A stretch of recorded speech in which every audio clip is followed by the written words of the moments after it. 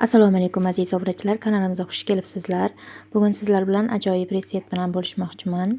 Uyda go'sht qolmaganda albatta buni tayyorlab ko'ring. Bizga 2 piyola suv kerak bo'ladi, 1 choy qoshiq tuz kerak bo'ladi va unimizni elidan o'tkazib olamiz va qo'llarimiz yordamida qattiq xamir qilib olamiz.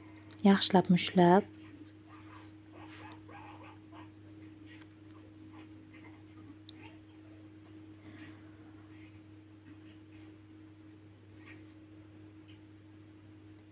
Endi buni salofanga olib qo'yamiz, ozgina dam oldirishga.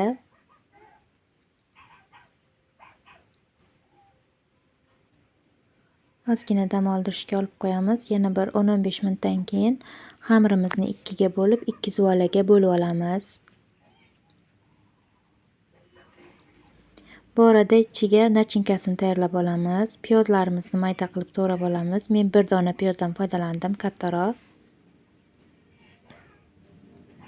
1 dona piyozimizni to'g'rab olganimizdan so'ng qovoq kerak bo'ladi ozroq. Qovoqni esa qirg'ichdan chiqarib olamiz.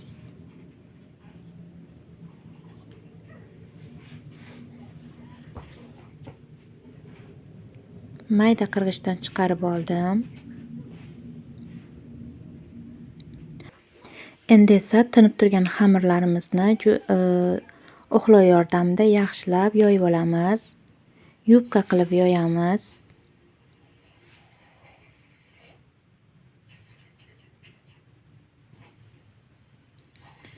Mana yoyib oldim. Men oddiy semichka yog'idan foydalandim.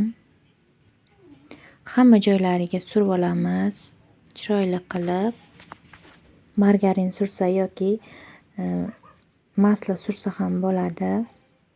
Men endi qovoqlarimizni xuddi shunday qilib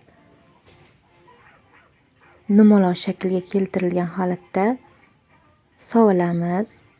Xamirimizni o'rtasini to'rtburchak qilib kesib olamiz. Endi xamirlarimizni o'rab olamiz. Xuddi shunday ko'rsatilgandek qilib hammasini birin-ketin o'rab olamiz. Ikkinchi zuvala xamirni ham xuddi shunday qilib yoyib, xuddi shunday qilib o'rab olamiz. Endi listimizga shunday qilib o'rab chiqamiz endi. Duxovkani qizdirib qo'yamiz. Tuxum sarig'ini surib, duxovkamizga 200 gradusga 20-25 minutga qo'yib pishirib olamiz. Albatta tayyorlab ko'ringizlar. Juda ham yumshoq, mazali tayyor bo'ldi. Yoqqan bo'lsa albatta like bosib, obuna bo'lib qo'yishni unutmang. Sizlar bilan keyingi videolargacha ko'rishguncha deyman.